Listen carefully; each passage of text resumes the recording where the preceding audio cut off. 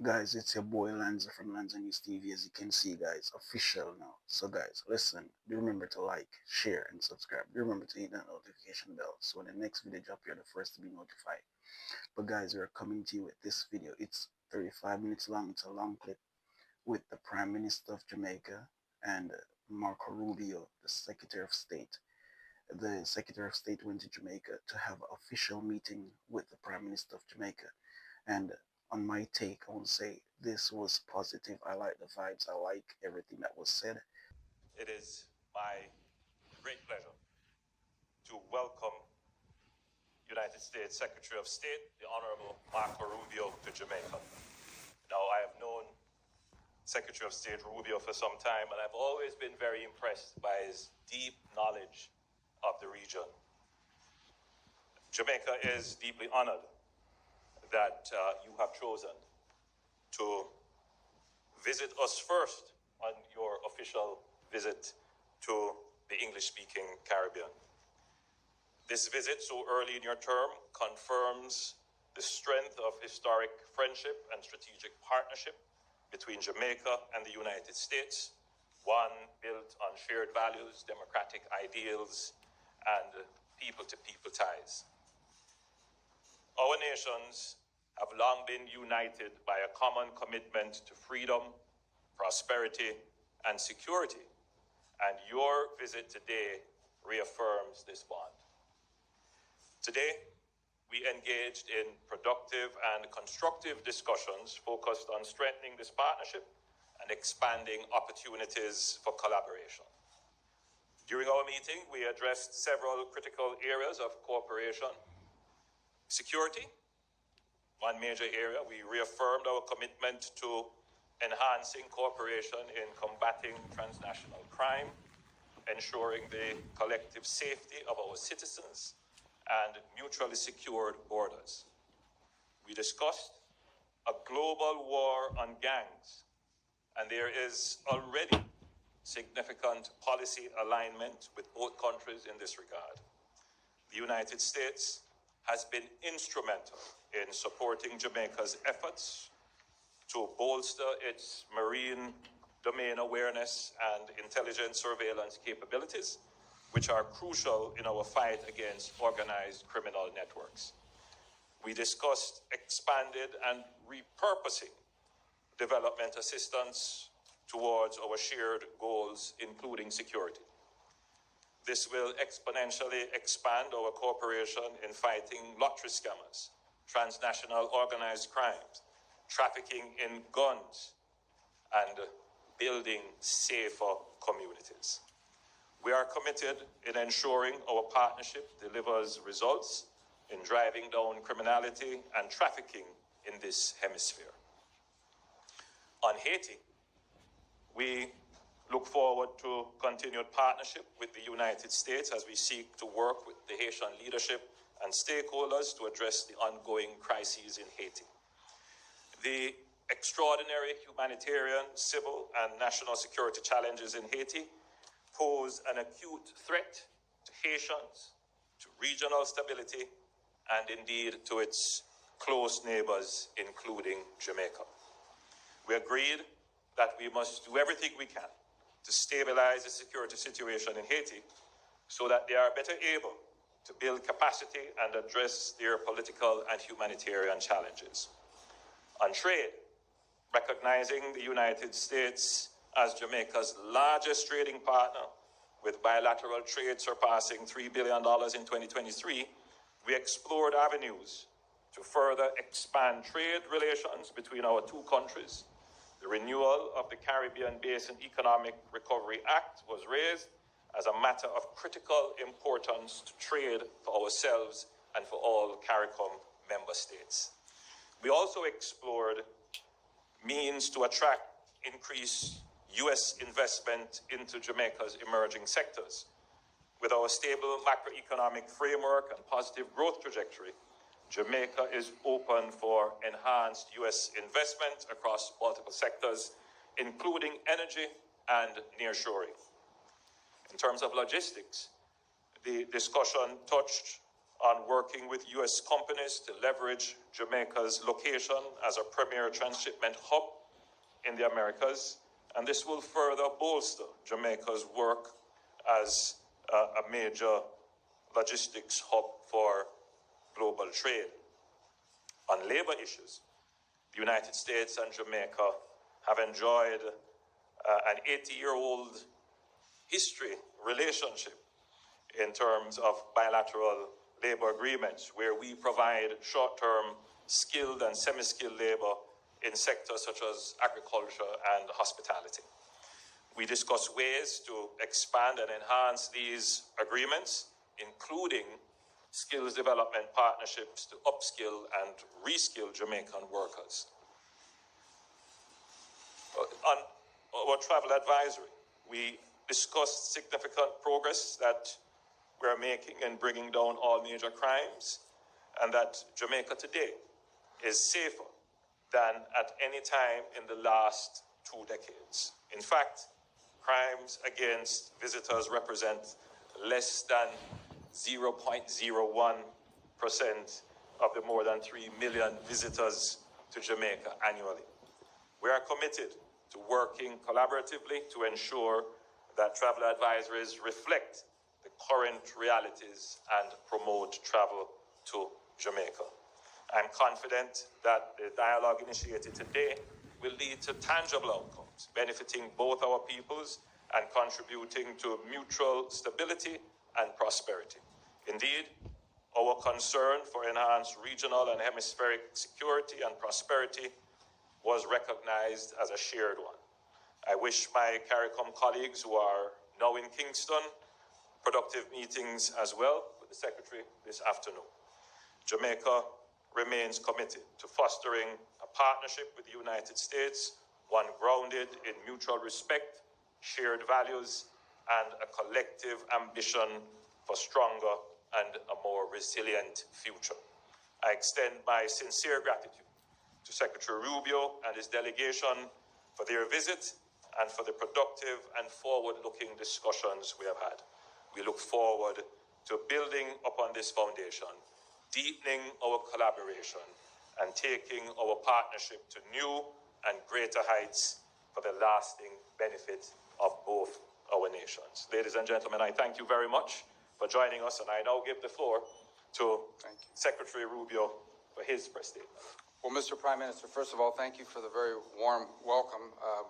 On Tuesday I completed my 9th week on the job, so I told you I'd be here early. I think that's pretty early, and I'm glad to be here so soon. Thank you to the Foreign Minister as well for welcoming me and all the work we do together, and to the people of Jamaica. The ties, I would say, between the United States and Jamaica don't need to be explained. They're incredibly strong. And in particular, my home state of Florida, we were commenting close, 800,000 to 1 million Jamaican expatriates who call the United States home. And I asked, was that just in Florida? Because it's a very vibrant community that's contributed so much to the place that I've called home for so long. And so we have a shared history that's tied together by people. I also would say that some substantial percentage of Americans have traveled here at some point in their lives. And that also binds countries together. Nothing binds countries and cultures more closely together than people.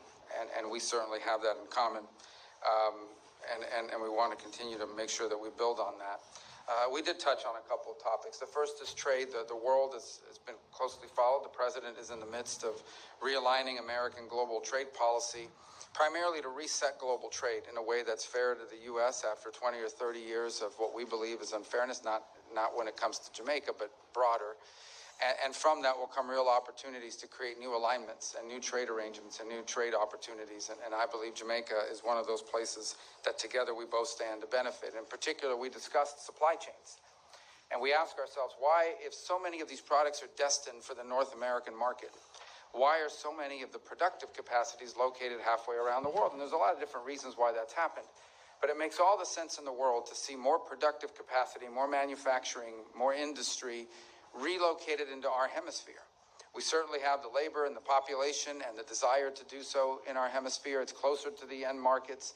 And so we want to pursue opportunities to make that possible. And clearly, I think Jamaica is one of those places that could benefit. And the Prime Minister has that vision for the country and the creation of not just jobs, but jobs that pay even better than the jobs that maybe some could find now. So it's an opportunity I think would be mutually beneficial, and we're going to actively seek and look for ways to make that possible.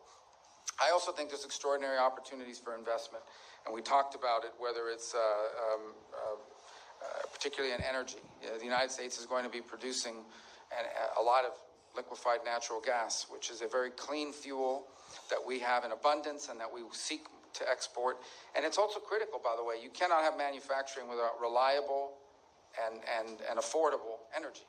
And so it's one of those things that I think potentially we could continue to partner along with other things, whether it's mining opportunities off the seabed. In essence, to utilize all of the resources of the country in a responsible way that protects your environment, that protects your natural beauty, but at the same time is generating income and opportunity of employment for the people. Ultimately, governments have two prime responsibilities: the safety and the prosperity of their people.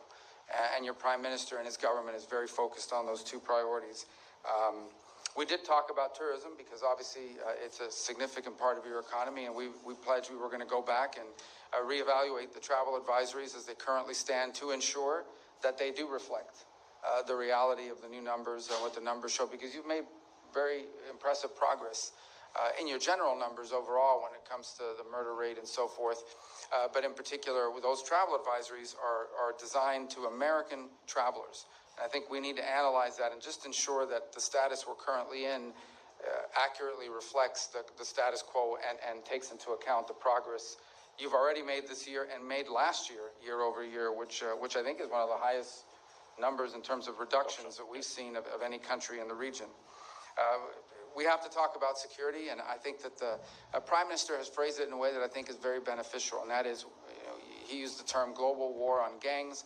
Maybe we'll find some other phraseology in the United States to describe it, but we're talking about the same problem.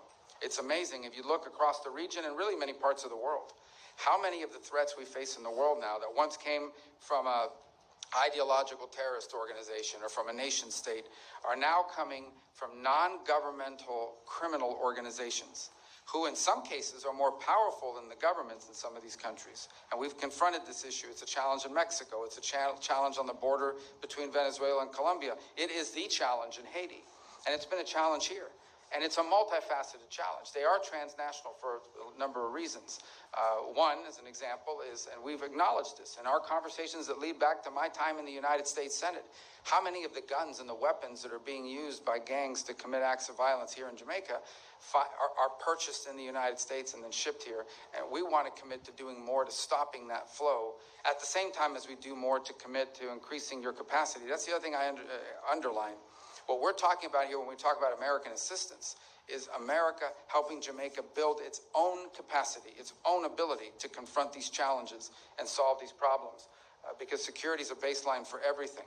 And to that end, we have some good things to announce today here. We've the Jolt Fusion Center that is starting up again, and that's been even further strengthened. That's going to help address lottery scamming. We can announce this synthetics detection equipment for Jamaica's forensic labs. Another counter-gang recruitment program that we seek to launch as a result of our visit here today.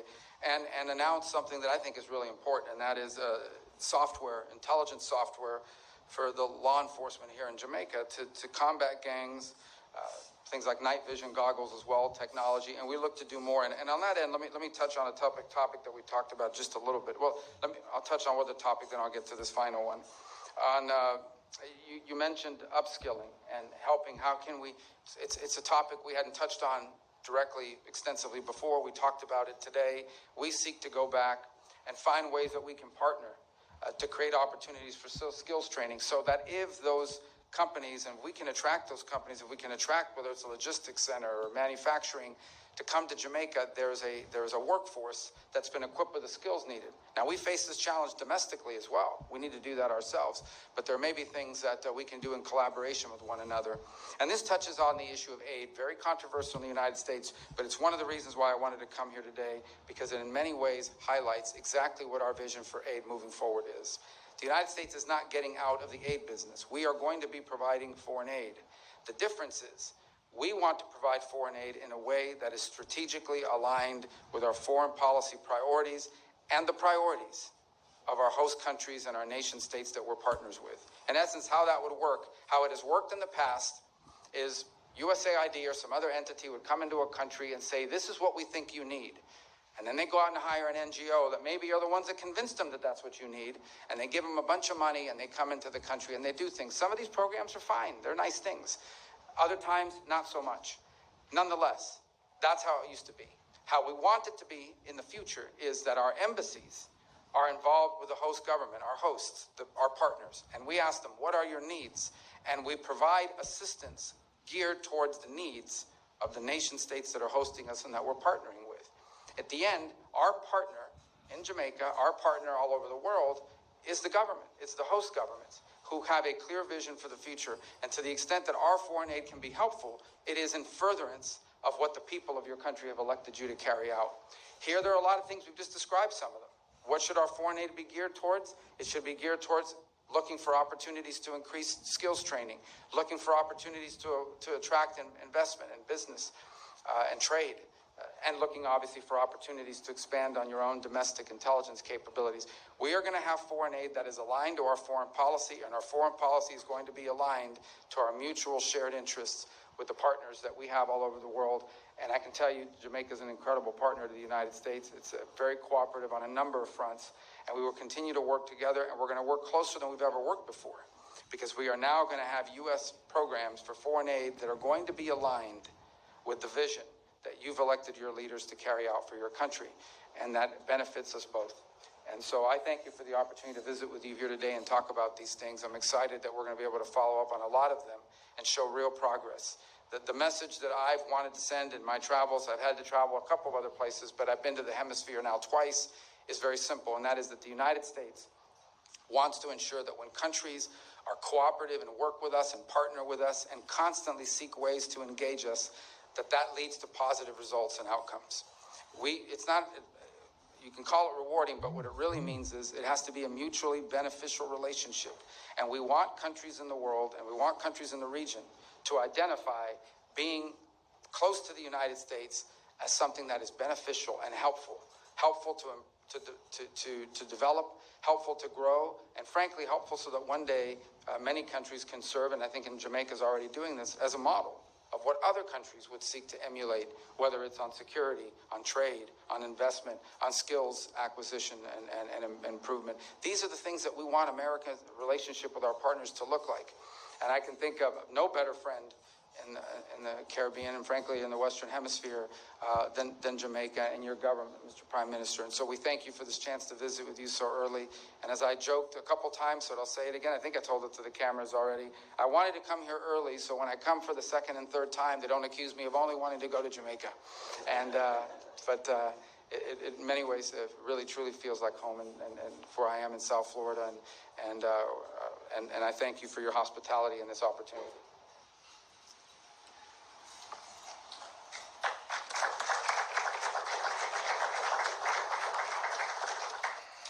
Good afternoon, Prime Minister Holness and Secretary Rubio. Thank you both for your remarks just now. We have several members of the media from Jamaica and the United States in the room with us this afternoon, but we will only be taking 4 questions. And I ask that those who have been selected, that you please stand as you ask your question. And our first question is going to be from John Hudson of the Washington Post. Thank you very much. Mr. Secretary, Republican Congressman Don... He came with me. They'll say I don't take you to nice places. Right? And thank you for the hospitality. Beautiful weather, beautiful country. Much appreciated. I'm sorry. Yeah. Mr. Secretary, Republican Congressman Don Bacon weighed in on the Signal chat breach, saying the White House is, quote, in denial that this was not classified or sensitive data. They should just own up to it and preserve credibility. Do you think that's true?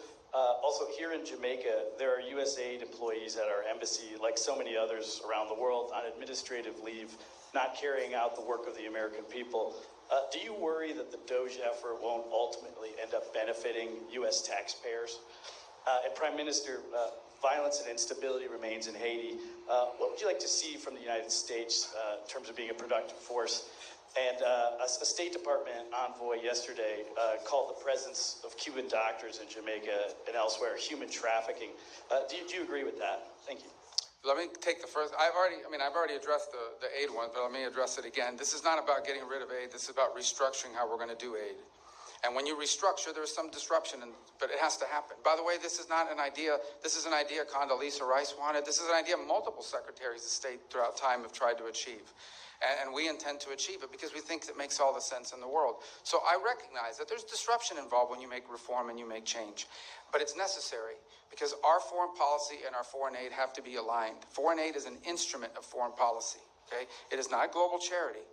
Jamaica's not asking for charity. They're asking for development assistance so they can become stronger at their security needs and other things of this nature. That's what they're asking for. They're not asking for a handout. They're asking for a hand up, help to build their capabilities so that they become a self-reliant partner and frankly could end up and already are helping other countries.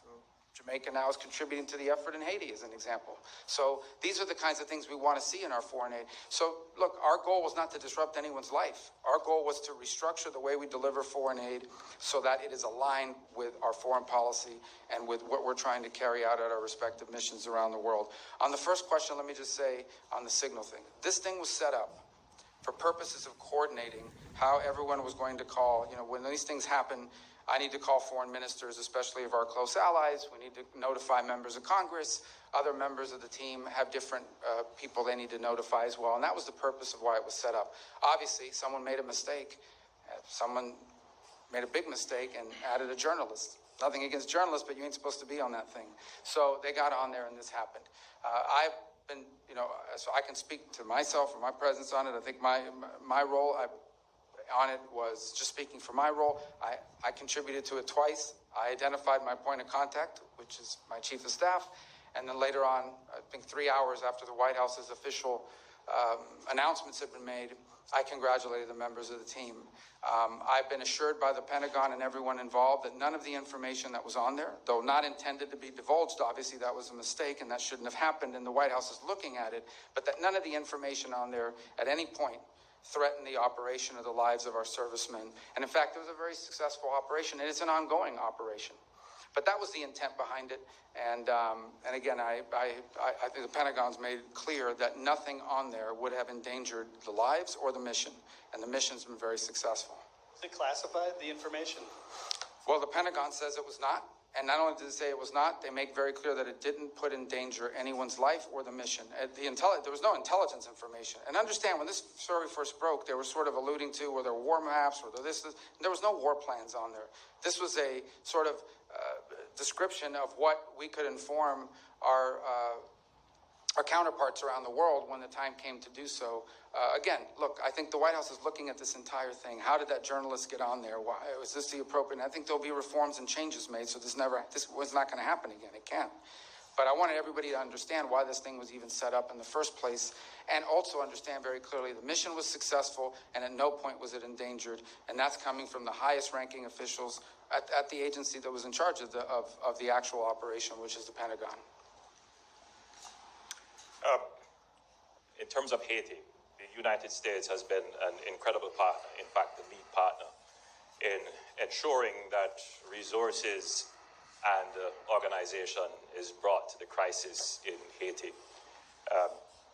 In terms of what more could be done, I think we're at a phase in Haiti where there has to be a rapid expansion of the Haitian National Police, the HNP, in terms of the manpower and resources, because ultimately the HNP has to take on the gangs. The present holding situation that we have is not necessarily moving the situation forward as we would all like. So there would have to be a significant expansion in resources in support of the HNP to enable them to take on the gangs. In terms of Cuban doctors in Jamaica, let us be clear. The Cuban doctors in Jamaica have been incredibly helpful to us. Jamaica has a deficit in health personnel, primarily because many of our health personnel have migrated to other countries. We are, however, very careful not to exploit the Cuban doctors who are here. We ensure that they are treated within our labor laws and benefit like any other worker. So any characterization of the program by others certainly would not be applicable to Jamaica. We are ensuring that our program complies with all the international laws and standards to which we are a party to. All right, our next question will come from Tana Thomas from Nationwide News Network. Please stand. Thank you. Secretary Rubio, my question is, or questions in relation to the matter of the Cuba Medical Corporation program as well. So the medical mission has been a cornerstone of healthcare in Jamaica and the Caribbean for over 50 years, according to our foreign minister. How does the U.S. reconcile its stance on this program with the region's reliance on Cuban medical professionals, and what alternatives does it propose to ensure healthcare Well, quality? yeah, I think the first thing is to separate the medical from the labor issues that we are pointing to. Okay, this is not about doctors. Okay, this is not about the provision of medical assistance. We have no problem with medical assistance. We have no problem with doctors. We have a problem, and I'm not speaking about Jamaica.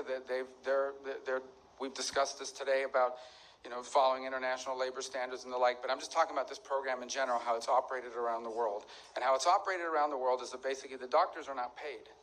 In many other parts of the world, the doctors are not paid. You pay the Cuban government. The Cuban government decides how much of anything to give them. They take away their passports. They basically operate as forced labor in many places.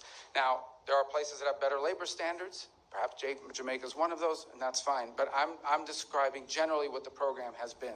It has operated in that way in many parts of the world and placed these people in tremendous danger.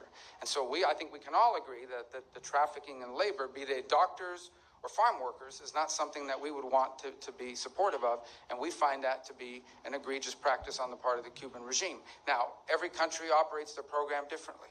And obviously, because of our relationship with Jamaica, we're going to engage with them on that and talk about it further and have a better understanding. Perhaps none of this applies in the way it's handled here, but generally, that's the problem with the program. It's not that they're Cuban doctors; it's that the regime does not pay these doctors, takes away their passports, and basically, it is in many ways forced labor, and that we cannot be in support of. Again, not speaking about here in particular, but in general about the program. Okay, our next question is going to come from Will Lowry from the National News. Thank you so much for taking my question, Mr. Secretary. I just want to circle back to John's question, the signal chat. The signal chat, yes. But of course, are you planning on making the Europeans pay for U.S. operations against the Houthis, given that their businesses seem to benefit more from opening up these shipping lanes, as discussed in that chat? And then moving to Russia, Ukraine, I was wondering if you could elaborate on the Black Sea ceasefire deal and how it's progressing. President Zelensky has already questioned Russia's seriousness, saying, quote, they are trying to distort agreements and, in fact, to see both our intermediaries. Yeah. So on the first question about, look, here's the problem, okay? These guys, these Houthis, these are pirates, okay? This is a band of, it's a gang, in essence. That's gotten control of a certain part, but these are a religious fanatic gang. And these guys have missiles, and they've launched 174 attacks against U.S. Navy ships, 150-something attacks on commercial vessels. They are literally saying they've set up a toll system at the Red Sea. These ships can go, these ships cannot. They don't blow up the Chinese ships, they don't blow up somebody, but they blow up all the other ships. This is not sustainable. And so I think the point that I've made publicly is we are doing a great favor to the world. The United States is doing a great favor to the world, going after these guys' capability of doing this. How can we live in a world where a group like this has advanced weapons, okay, and can shut down a shipping lane and increase the cost of shipping that we're all paying for? Everything we buy, all the stuff is embedded in the cost and in the price of these things is how much it costs to ship it. And so that's just not a sustainable thing. We can't allow it. So I think the point I would make is not, we're going to make somebody pay. It's everybody should recognize we are doing the world a great favor going after these guys, because this can't continue. This is unsustainable. What's next? Some gang's going to show up somewhere else and shut off another shipping lane. That's not practical. It cannot happen. So what was your first question? I was so fired up about that one that I forgot the other one. Oh, yes, that one. Easy ones. Well, look, I think yesterday our negotiators are en route, or perhaps they've already arrived. After spending, I think they met with the Ukrainians twice, the Russians once. What we have here is an agreement in principle on a Black Sea ceasefire. We got two things from that. The first is we have more detailed definition of what the energy ceasefire entails. And the second is the principle, concept of a Black Sea ceasefire. Obviously, after our meeting, as part of their release, the Russians detailed a number of conditions that they want to see met in order to do that. So we're going to evaluate that. Some of those conditions include sanctions that are not ours. They belong to the European Union. So we're going to be gathering and sort of, when our folks get back, sitting down, going through the proposals, getting their impressions of the conversations, so we can more fully understand what the Russian position is or what their ask is in exchange. And then we'll present that to the president, who will ultimately make a decision about what the next step is. I think it's a good thing that we have both the Ukrainians and the Russians talking about ceasefires, be they energy or be they potentially in the Black Sea. But obviously, this is hard and difficult work. This is a protracted almost 3.5 year war now, or 3-year war. It has a lot of framework of sanctions that have been built globally now that have to be looked at as part of an ultimate end to a conflict. There's a lot of things that have to be worked through. And I certainly think the only way you're going to make progress on these things is by engaging with both sides, understanding their asks, their demands, and seeing what's possible. So we're going to have a chance now to sort of sit down as a team and evaluate when they arrive in detail how the meetings went with the Ukrainians, how the meetings went with Russia, what are the Russians asking for, what are the Ukrainians asked for, compare all that, and then make a decision on that basis about what comes next in this process. In the end, the goal here is peace. The goal is to end a war where people are dying. And I think everyone should be happy that the United States is engaged in a process of ending a war and bringing about peace. It's not going to be easy. It won't be simple. It'll take some time, but at least we're on that road and we're talking about these things, and we're going to test it and see what's possible. We think we owe that to the world, and the president, I continue to say, is the only leader in the world right now, President Trump, who's in a position to even get these two nations to a city to talk about these things, albeit in rooms far apart from one another when these talks were going on. But nonetheless, they're talking. It's the first time in a while that we've seen any conversation about this. But we have a lot of work yet to be done, and we'll know more after we get the readout from our teams. Okay, our last question will come from Andrea Chisholm from Television Jamaica. Thank you. Secretary Rubio, given changes to U.S. immigration policies, there are some Jamaicans who are afraid to travel back to Jamaica, even though they are legitimate green card holders. What assurances can you give to those individuals that they will have no difficulty returning to the United States? Well, green card or residency? I mean, permanent residence, you're asking me about? Yes, okay. Yes. Okay. And secondly, what problems, if any, does America have with China's investment in Jamaica? Well, look, I mean, China's a rich and powerful country. Our problem with it is not investment. Okay, our problem is predatory practices. That's what we're concerned about. What we have seen all over the world is that China comes in and says, here's a bunch of money for a project they never build. They bring their own workers to do the work. They don't hire the locals. They bring their own workers. And oftentimes it comes attached with a huge loan that can never be repaid, and now they hold it over your head forever. That's our concern. Our concern is unfair practices, too, where they come in, they're government-subsidized companies, underbid everybody, because they're subsidized, but then they come back and charge you whatever they want because now they've got the contract. So these are the things that we remain very concerned about. Again, not specifically about Jamaica, but in general. And so that's what we'll continue to highlight. On the first point, I would say, let me talk about that. If you're a green card holder, you're not illegally in the United States. If you're a green card holder, you are legally in the United States. What the president has said, and I don't know how anybody can disagree with this, every country in the world has immigration laws.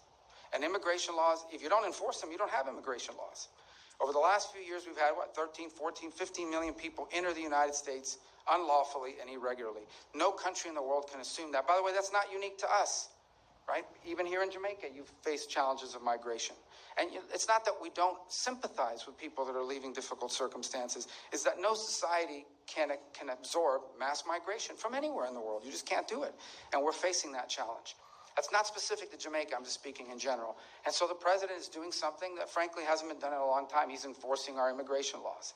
And that's what we're doing. So if you're a green card holder, you're not illegally in the United States. I think the challenge is for those who are illegally in the United States, we have to have immigration laws. They have to be followed. I mean, I don't know why that's an unreasonable demand. And frankly, I mean, Jamaica is not a major source of illegal migration, to be frank. It's not even in the top 10 or top 20 for that matter, I don't think. But that said, we are enforcing our immigration laws, because here's what happens if you don't. You'll get another 12 million people. And if tomorrow Jamaica announced anybody who wants to come can come in, you're going to get a lot of people too, and you know it's going to be very disruptive. So we need to have immigration laws, and we need to enforce them, and that's what we are. That's what the president is doing. That's what he promised voters he would do, and that's what we're going to continue to do. But if you're a green card holder, you're legally in the United States, unless, and I say this because a lot of these people come, unless you're some student visa holder who's a sympathizer of some terrorist organization and is running around in our streets like a lunatic, burning down buildings and attacking students at universities. If you're one of these lunatics that's going to put on a mask over your face and break into a student union center and harass students, and we wouldn't have let you in the first place. If you had told us if you told us, I'm going to America not just to study at your university, but to tear up your campus, we would have never let you in. And if you do that, once you come into the United States, we're going to kick you out. We're going to do that. And I don't care what terrorist organization is supporting, we're going to kick you out. If you're a gang member, we're going to kick you out, okay? If you're one of these violent gang members that's coming to the United States, then we're going to kick you out. That we're going to do. There's no doubt about it. But the president's very committed to that. And but if you're a green card holder and you're not any of these things, you're going to be fine.